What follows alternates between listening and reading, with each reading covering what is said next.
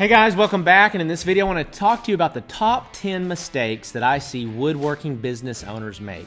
Let's dive in.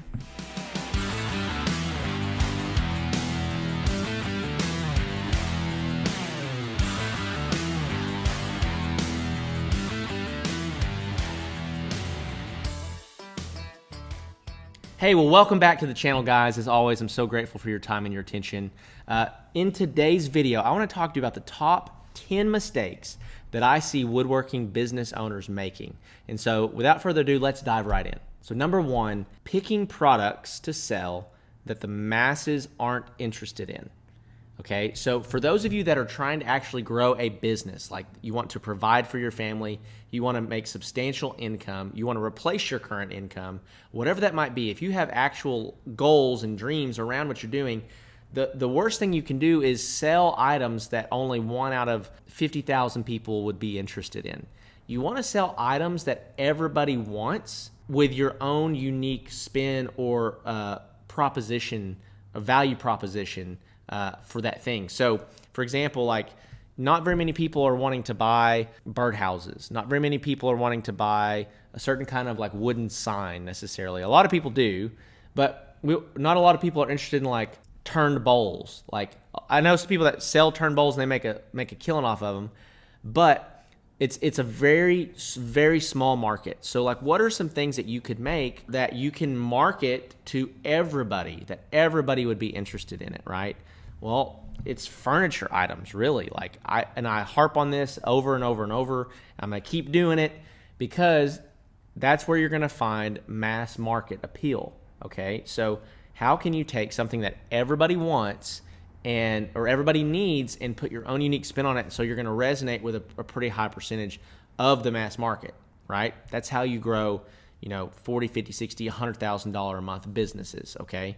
This is the mistake, is picking products that the masses aren't interested in. So we need to pick products that the masses are interested in, okay? Number two, not learning from your winning competitors. I see this all the time. You have a competitor down the road or in the same state or somebody that you're looking up to and you're just not doing what they're doing. Like, guys, they're winning because of what they're doing. So watch what they're doing and then you should do the same thing, okay? So if they're running certain kinds of ads, you should run those same kinds of ads, okay? Because if they're running them, they're probably working. If they're making certain kinds of products, you should probably make very similar products. If they're recording certain types of videos, you should probably record certain types of videos. If they have certain product descriptions on their website a certain way, you should probably model your product descriptions after them, right? Like the people that are winning in this space, they've basically created a thing that allows them to win, and you'd be silly to look at them and all their success and say, well, I want to do it completely differently, right? Or I don't want to learn from that, right? So we want to look at our winners or our competitors that are winning, and we want to model what they're doing, okay? Number three, not having a dependable lead generation strategy. Okay, guys, if you know me, this is probably the one that I would harp on the most. You simply aren't making enough money because you're not selling enough. You're probably not selling enough because not enough people know about you. I talk to lots of people that I get on calls with that are applying for the Woodworking Business Accelerator program, or I'm having a conversation with them, and I'm saying, okay, how much money are you spending on marketing? Oh, well, I don't spend any money on marketing, okay? Or they say, well, I've just tinkered with it. I spend $100 here, or, I'll boost a post for $20. And they think that they're going to be able to put $20 into something with no strategy and sell tons of, $1,000 items. It's not the way it works. You have to have a commitment to a lead generation strategy. So whether that is organic content, that you have a strategy that you know that, hey, when I create a post, I know that I'm going to sell more as a result of having created that post. Or you have a paid advertising strategy, which, hey, I know that for every dollar that I put into this, it's going to create XYZ in income. Then you just have to have something. The really great companies, they have multiple different things. So they have multiple paid advertising strategies and they have multiple organic content strategies that allows them to grow. That's the third mistake that I see woodworking business owners make, is that they do not have a dependable lead generation strategy. And guys, if you need help with this, if you're trying to grow your business, go ahead and apply for the Woodworking Business Accelerator program, because this is one of the main things that we do for our clients inside of that program, okay? Number four is trying to do everything themselves. And here's the reality. It's very necessary as you're starting to grow. It's very necessary as you're trying to start your business. You don't have a lot of help, so you've got to do it yourself. But as soon as you start feeling the pressure, feeling the pain, it's probably time to hire a part-time helper, hire an admin person, bring somebody onto your team that can alleviate some of that pressure from you. And so the biggest mistake that woodworkers make, if they're trying to grow a big business, is that they take such pride in being the one that makes the thing that they just stay in the business, working inside the business all the time, and they're never working on the business. Okay, they're working in. They're the one making the thing, but they never actually are working on the overall overarching plan for how do we grow this thing. And guys, I hate to burst your bubble, but you're going to have to get out of the shop sometimes in order to do that. You're going to have to train and entrust other people to manufacture your stuff, to make your stuff, while you focus on the business, okay? So right now, with the Woodworking Business Accelerator program, this is essentially a coaching and consulting business that I've started, and I find myself in the same position where I'm like, man, I'm working in the business. How do I work on the business more? I don't want to get stuck in the business to the point that I can't grow it and continue to move the needle in regards to results for our clients, and moving them down the road. Okay, so that is number 4. Number 5 is not being clear on your goals. You know, I was talking to somebody the other day. We were just talking about life. We're talking about our own internal struggles or the things that maybe have held us back in the past. And I just said that I always just struggle if I have a lack of clarity. For me, having clarity about where I'm going and why, I'm an action taker by nature. Like I try to, I'm not afraid to fail. I think failure is a part of the journey. I want to get to and through failure as quickly as I can so I can actually be successful. But one of the things that keeps me from doing that is if I just don't know where I'm going, if I don't know what I'm doing. So when we don't have clearly defined goals or ideas about where we're trying to go, what we find is that we sit on our hands. We actually don't do anything because we can't piece together a strategy if we don't know what the ultimate goal is. So it's like in sports, like you got to know the play and then you have to run the play. Well, if you never know the play, how are you going to run it, right? So you have to get really clear on your goals about what you want out of life, what you want out of your relationships, what you want out of your business specifically. Then you can start filling in the gaps and saying, okay, in order to get there, this is how we reverse engineer that and start attaining our goals. That's number 5. Number 6 on top 10 woodworking business owner mistakes is not having a website or a well-defined brand. So the reason that this is a mistake is because if you are just selling on Craigslist and Facebook Marketplace, you are a commodity, okay? People are going to look at your products and they're going to say, I'm not going to spend any more than, $500 on a dining table that some guy made in his garage. But as soon as you create a brand and as soon as you create a website, you're not just Joe Smo in his garage anymore. You are now a professional woodworking business, okay? You can literally take the same product, import it into the website, and you can upcharge 30 or 40% more for the same exact product because you have an actual brand, you have an actual website. I believe wholeheartedly that every woodworking business should have a website because even though, like for us, our website, we don't sell a ton off of our website. We don't have a ton of people that just go to our website, place an order. That doesn't happen very often. But what it does do is it provides legitimacy to our brand. It's worth the time, it's worth the money so that we can increase our overall image and increase our pricing throughout our company on all of our products, okay? Number 7, the branding that you have does not connect with your target audience at all, okay? And I see this, guys, over and over and over and over and over and over and over inside the woodworking space. Most of us are just country boys. We're not thinking about the big picture. When we started our woodworking business, we just started it and we just created a name, or we created something that we thought was funny, or something that we thought was catchy or clever, right? What happens is down the road, you have this woodworking business and then you're like, man, I want to grow this business. Well, okay, let's say, I'm going to just use a prime example here, okay? So let's say that you've created your woodworking company and it's Sawdust and Man Glitter Woodworking Company, okay? Well, that's the name of your brand. Well, now you're trying to sell custom dining tables. And who are buying custom dining tables? 30 to 50-year-old women, okay? So when they see ads or they see content from Man Glitter Custom Furniture, that doesn't resonate with them, right? So we want to have a brand and a name and in our language to be something that they're going to see and they're going to go, I like this company. They're speaking my language, right? And so I would say this is one of the easiest things to fix, and I would say it's one of the things that most people have no awareness of. And so right now, if you have a woodworking business and you are, guerrilla woodworking, and you're trying to sell tables to women, stop. Quit doing that. Change your name to something that's going to resonate with your target audience. And if your target audience is interior designers, okay, and they care about aesthetics, we're going to create our brand and our name and what we say and how we communicate all around the fact that we create the most beautiful high-end tables in the state, right? That's what we want to say.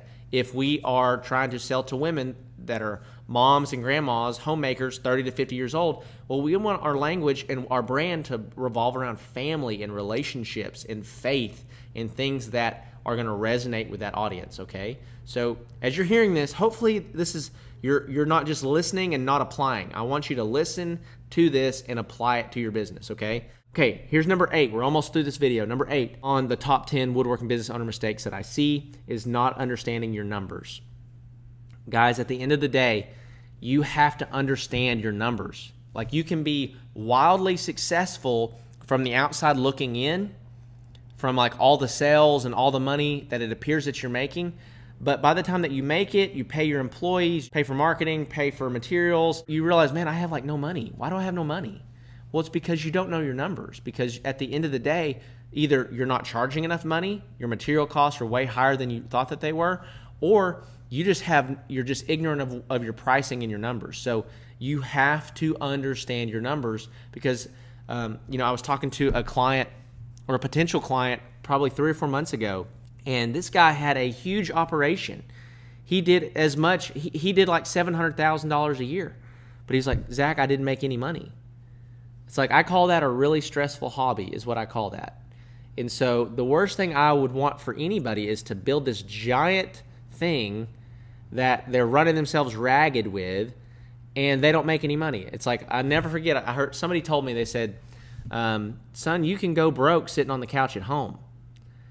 Right? And it just resonated with me because it's like, if you're out working, if you're putting your energy and your effort into something, we want it to produce a return, right? And so if you are working yourself to death and making no money, then something's got to change, and it's probably your understanding of your numbers. Number 9, if I were to say what thing holds back 95% of woodworkers, this is it, and it's thinking too small. It's just thinking like, man, if I could just make $500 a month, if I could just make $1,000 a month. Well, one of the best things that I ever saw or ever did was put myself in environments or situations or watch content from people that are absolutely killing it, like making hundreds of thousands of dollars, building giant businesses, right? And also in regards to this, I don't want to just follow those people that are doing that and then cheating on their spouse and getting divorced. I want to follow the guys or the girls that are doing it and loving their spouse, building an incredible family at the same time, because that's valuable to me. What's so important is that you just stop thinking small. Like, guys, if you can sell 1 dining table, you can sell 10. If you can sell 10, you can sell 50. If you can sell 50, you can sell 100. If you can sell 100, you can sell 1,000. If you can sell 1,000, you can sell 10,000, right? So it's understanding that, yes, I don't know how to do everything now, but there's no reason that I couldn't look up in 3 to 5 years, 2 to 5 years, 10 years, and be $1 million a year business. There's no reason that I can't do this. Listen, I'm probably not that much smarter than you. I'm probably not smarter than you. It's just knowing what your next step is. What is the next constraint inside your business, and how do I attack that aggressively and solve that problem so that I can continue to grow, okay? But the biggest constraint that most people have inside the woodworking space is that they think too small. So with me being a marketer and understanding marketing, I get to see a lot of people in like the digital marketing space. They understand that, like, hey, if I'm charging a client $1,500 a month to run all their marketing for them, well, I only need 10 clients to do $15,000 a month. If I get 20 clients, I'm doing 30. If I get 30 clients, I'm doing $45,000 a month, right? So they understand the numbers and that it's not that hard to do. Well, it's the same way inside of what we do, guys. It's like, yes, are you going to need a bigger space in your garage? Yes. Is it possible? Absolutely. I have clients inside the program that are doing it right now, that they've already transitioned out of their garage into a commercial space. You just have to take those steps, and you have to start dreaming and thinking bigger. Here's the last one, and this is probably one that's going to challenge a lot of you to the core, okay? And it's this. My last woodworking business owner mistake that I see, number 10, is thinking everything that could help you is a scam. I see this all the time. Just because you're not doing it doesn't mean that it's not true or it's not real. Like, guys, I want you to understand that there are people in the world right now that are making $1 million a year doing whatever they do, right? There are people in manufacturing that started a manufacturing business that are making $1 million a year, okay? So if you had access to this guy or this girl that's making $1 million a year doing what you want to do, like, just because you don't understand it, just because you've never experienced it personally, doesn't mean that it's not true. Doesn't mean that it's not a reality. And you see this all the time inside of the coaching and consulting space. You can count on it. I'll run paid ads for the Woodworking Business Accelerator program to woodworkers, and half the comments are like, wow, this is really cool. I'll get lots of applications. I'll take lots of sales calls. But then the other half are like, this is a total scam. All you're doing is you're limiting yourself when you say that. Like, you're past the point of it hurting anybody else.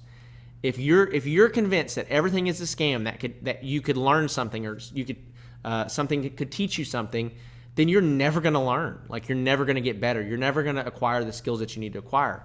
But the reality is things like that people coach and people teach, they're high leverage, high value bits of information.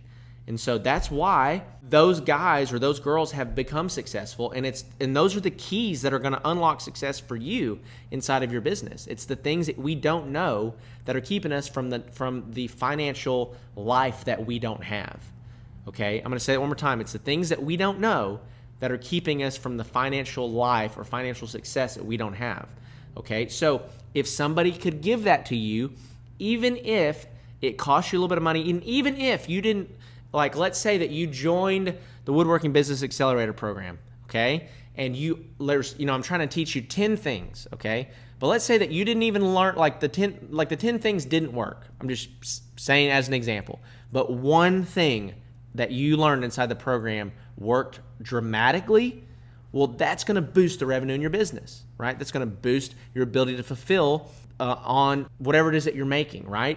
And so then what if you could just chip your way to success? Like, okay, I learned this from this guy. I learned this from this guy. And that's all that success is. It's like, how do I get access to the people and the knowledge that I currently don't have so that I can speed up my level of success? So not everything that you see out there that could really help you is a scam. And I want to just challenge you on that and encourage you to go learn what your next step is. We talk about constraints a lot, and I would encourage you to identify your constraint, and then once you've identified your constraint, then say, who is the best in the world at figuring this out, and how do I get inside of their program? How do I learn from them so that I no longer have this constraint? Okay? So, with that being said, that is the top 10 woodworking business owner mistakes that I see on a daily basis, talking to and engaging with woodworkers all over the country. And I want to just challenge you to work through these. Don't just listen to this video, but do some homework. Look through and say, what out of these 10, which one am I struggling with the most, and how can I make progress on that? So if you haven't yet, make sure you smash the subscribe button. Leave me a comment down below.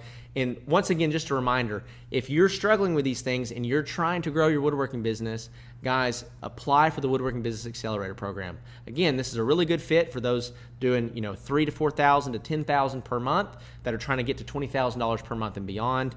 And then I'm actually going to be rolling out an official rollout of a program for those of you that are just starting and that can help you. That's super, super affordable. Okay, so I'm really excited about that. I think it's going to really benefit you as well. So stay tuned for that in my upcoming videos. So make sure that you subscribe, hit the bell so you can see when that rolls out. So with that being said, I'm going to wrap it up. I love you guys. I'll see you in the next one.